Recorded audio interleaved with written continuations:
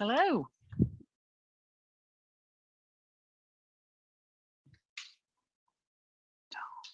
Hello, Kathy. All right. Yeah, fine. Are you? Yeah, spot on. So Sarah waving. You what? Sorry. Sarah's waving there. Oh, is she? Oh, of course, yes.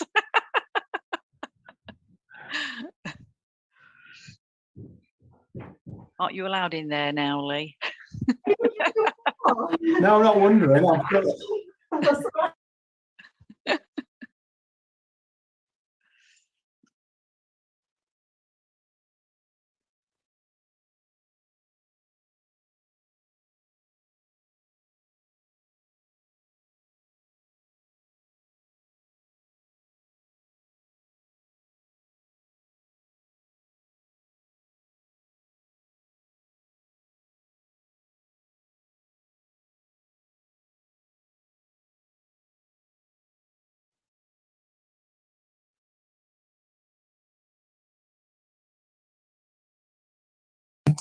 Hello, could someone in the chamber speak? We're having a few problems here. Hello, can you hear us?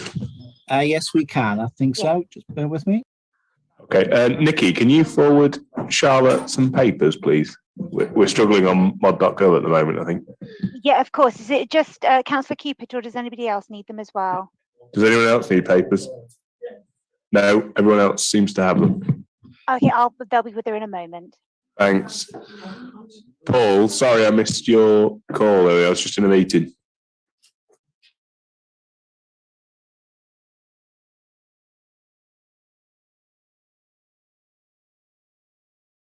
Off mute quick enough to respond.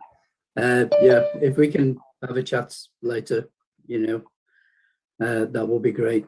Thank you. I'll give you a ring on the way back. That's fine. Apologies for not being in the room this afternoon. I had a business meeting that ran up against this one, so I had to dial in remotely. That's fine.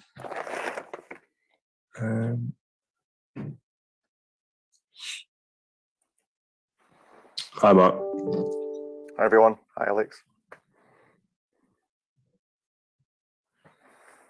Okay, it's 4:30 now. Do I need to do anything to wait for us to record, or has it already been recorded? So we can start the live feed when you're ready, then, Nida.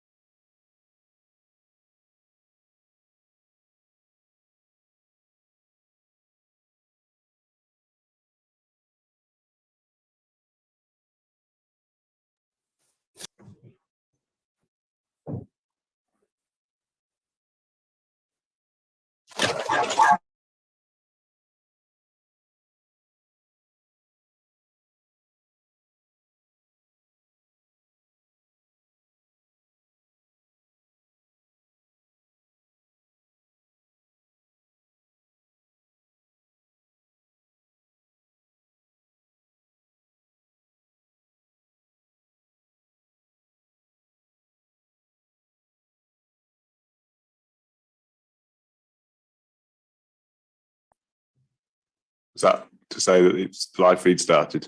Thank Yes, you. the live feed has started. Okay, lovely. Thank you. Welcome, everyone. It's the meeting of the Cabinet of North East Derbyshire District Council.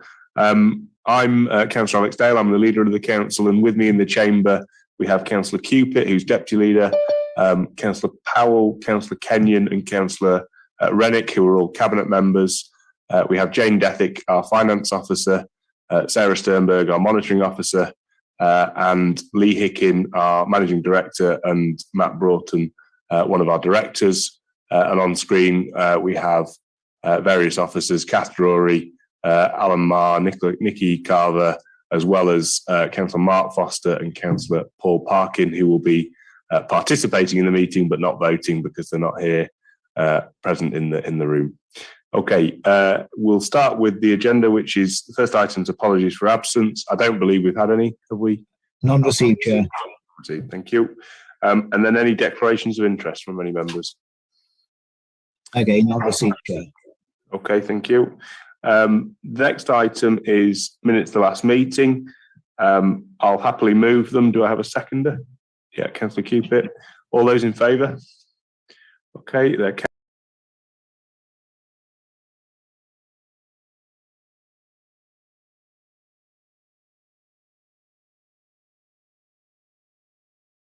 who's taking that paper?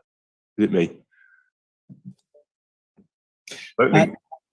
Sorry, Sorry, Chair. We thought that we were going to have some of the scrutiny committee chairs here. There seem to be some difficulties on that.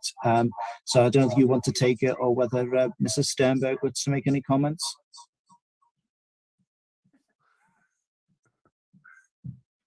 Mrs. Sternberg.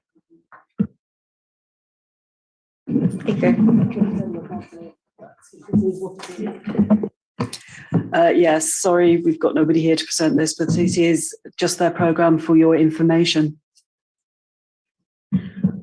Okay, thanks, Mrs. Sternberg. I'm happy to support the programme. I think we've all seen it before, and happy that the scrutiny committees continue on that basis. So I'll move it. If we have a seconder, Councillor Rennick. Thank you. All those in favour?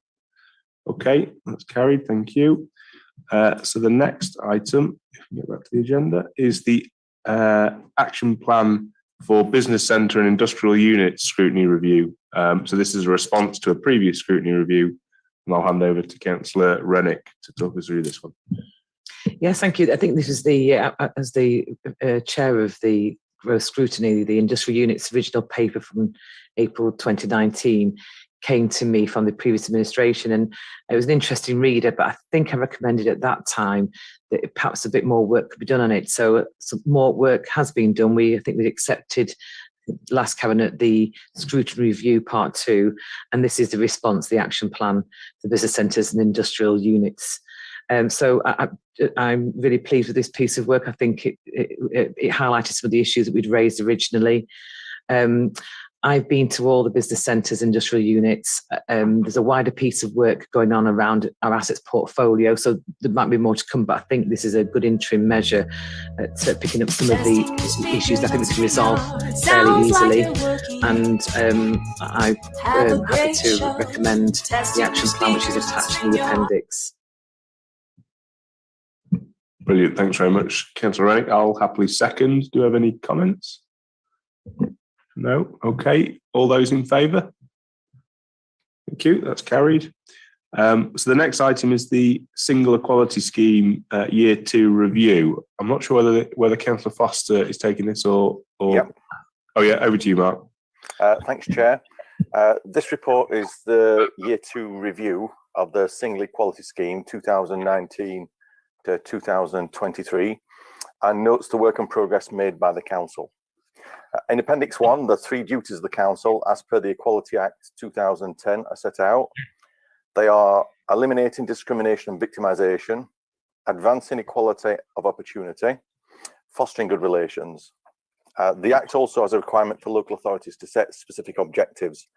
Our equality objectives are set out in 2.3 of the report.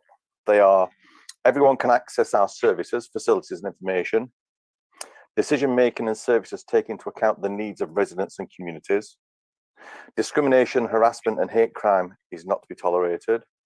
And lastly, our workforce and workforce policies support equality. Overall, it's a good news story. There's been some good work done by our officers and some good progress made. So thank you to the officers for that.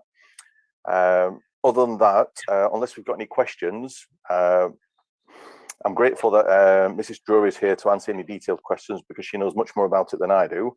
But other than that, the recommendations are to note the report. Thanks, Mark. Kath, have you got anything you want to add? Only to say, just to reiterate what Councillor Foster said, I think it's fair to say that equalities at North East is really well embedded.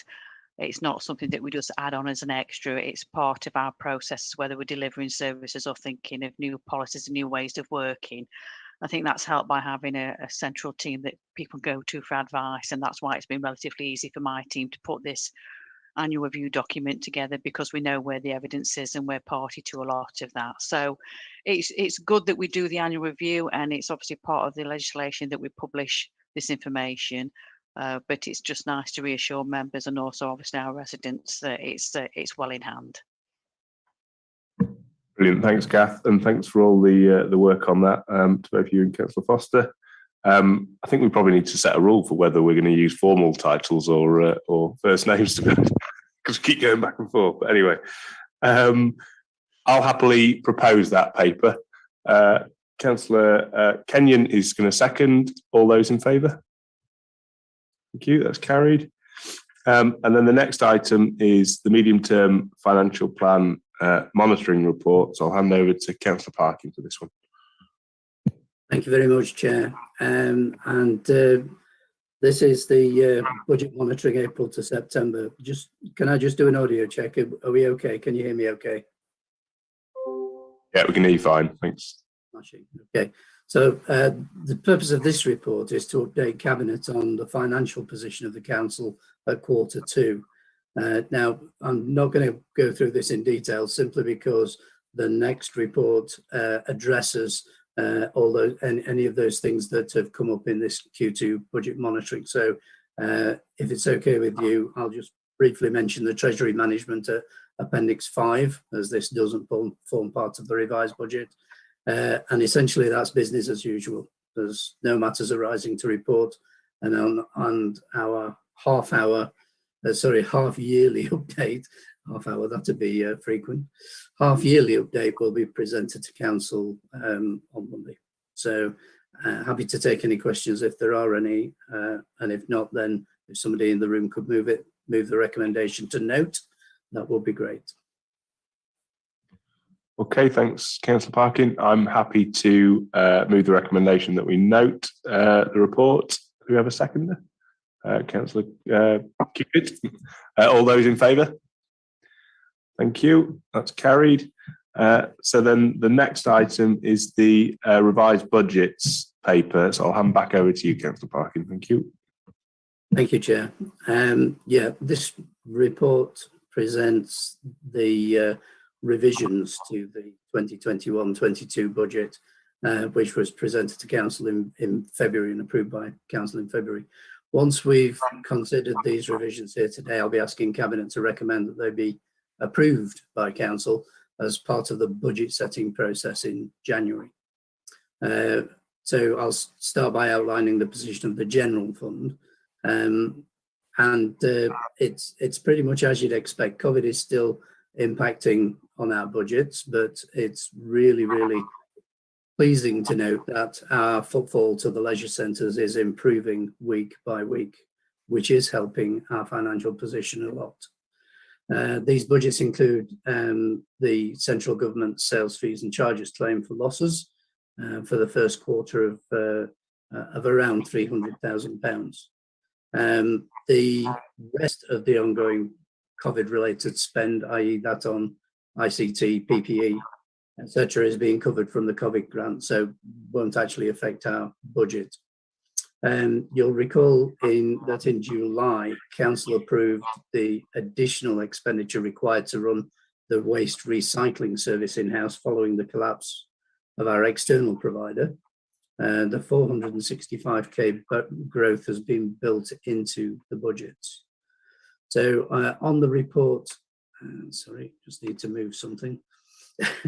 Onto the report, table 2 shows the main variances identified with further analysis of 1.6 and 1.7.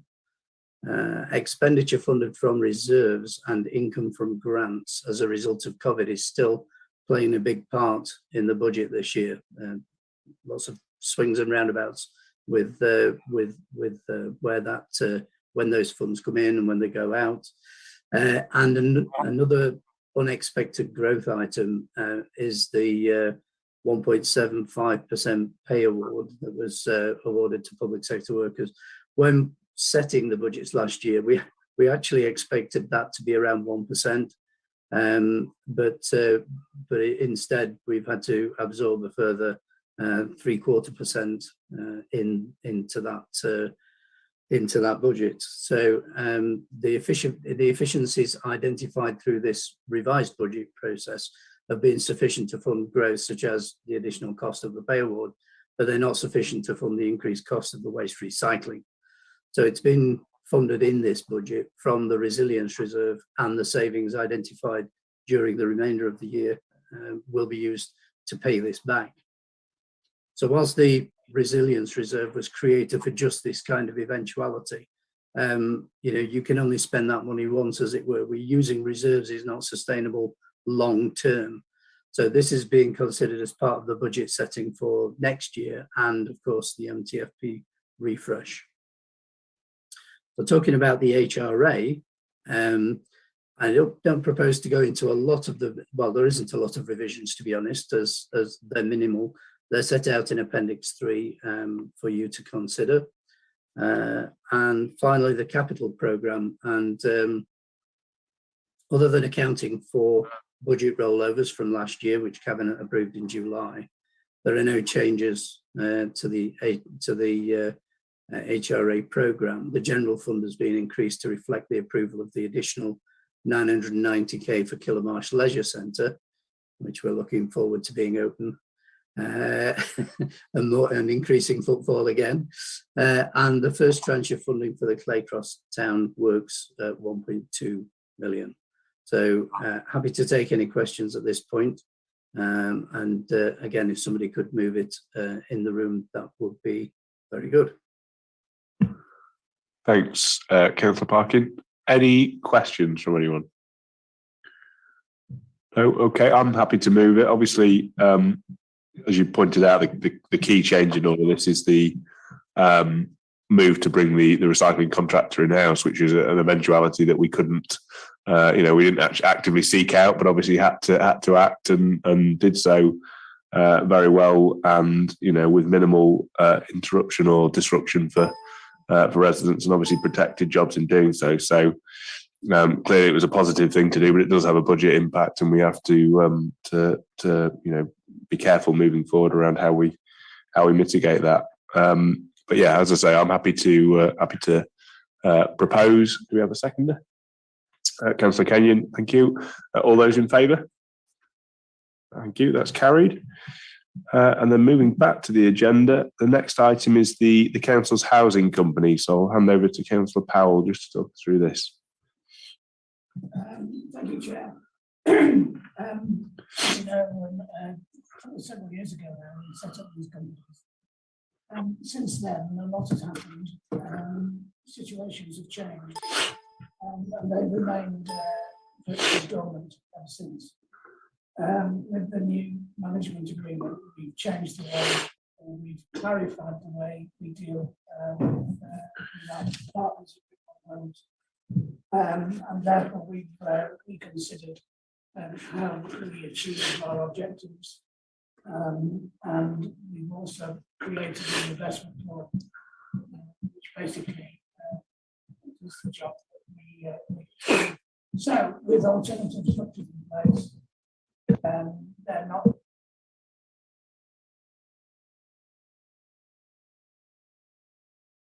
So on that basis, Chair, I'm recommending that those companies be wound up. I should make it absolutely clear that they're not winding up Rickman. The main company that does all our part. Chair, I'm ever so sorry to interrupt. Is Councillor Powell's microphone on? The remote feed is struggling to hear his voice. I start again. I'm ever so sorry. If I was reading from a script, I would say accurately again, but I'm not. So can I just say again then that a number of years ago we set up these companies in anticipation of a number of things which haven't come to fruition. So they've been dormant. We have set up alternative ways of dealing with all the issues that were connected with them. And including the management agreement, which has just been put into place. So on that basis, we don't actually need these extra add-on companies. And I need to make it clear that Ricknold Homes itself, of course, remains entirely intact, and there is no difference whatsoever in that relationship and partnership we have with them. I think we should make that absolutely clear. So on that basis, Chair, I'd like to recommend that we wind up the companies mentioned in the report. Thank you, Councillor Powell. I'm happy to second. I didn't have the heart to tell you your microphone was off, so I was just going to repeat everything you said when I came in. It was too late by the time I'd noticed myself. Anyway, yeah, I'm happy to second. I think for all the reasons you've outlined, that the companies were set up at a different time when obviously we've been through quite a few changes, not least the COVID pandemic, and there's different ways of achieving the same result, obviously. So it doesn't make sense to continue with them. So I'm happy to second. Any other comments from anyone? No? All those in favour? Okay, thank you. That's carried. And then the next item is, get back to the right screen, the Eckington Depot refurbishment. So I'll hand over to Councillor Kenyon just to talk through this one. Thank you, Chair. Yes, I feel a little bit guilty because we've had lots of discussion about finance over the last few months, really, and with COVID, and it does seem like lots of things have fallen on our watch. We forgot to mention Kilmarsh Sports Centre earlier on as well as something that was, rescuing a sports centre is a big deal to take it into the council. And this, unfortunately, is one more, which is the depot, which is used for the street scene and also as an MOT centre.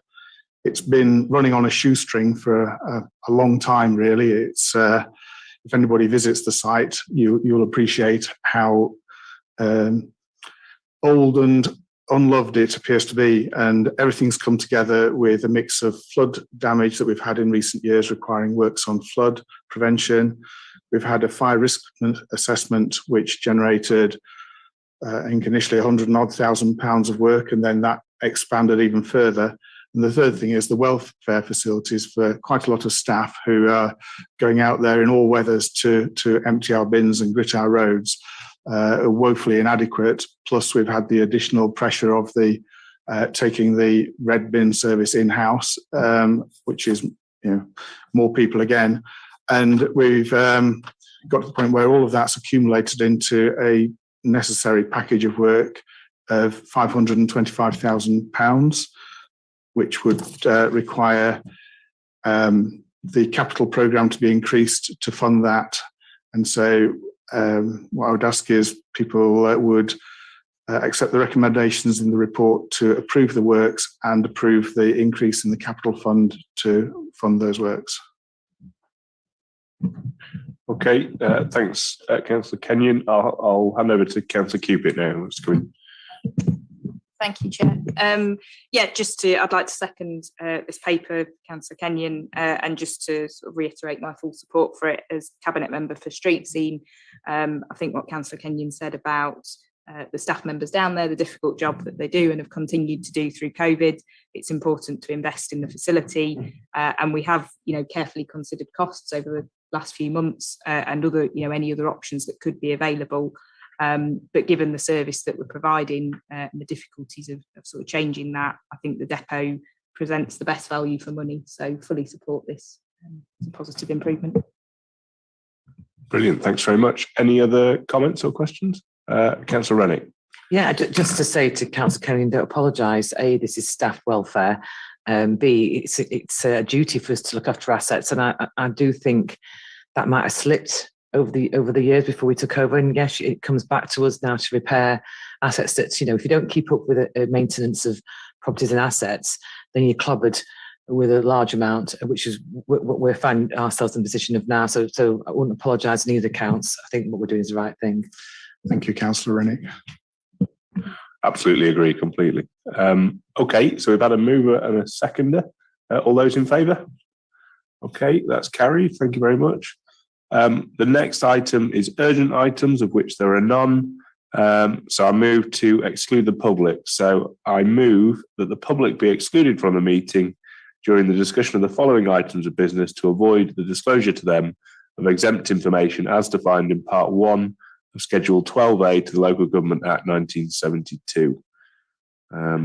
Okay, if we can just end the live recording and okay.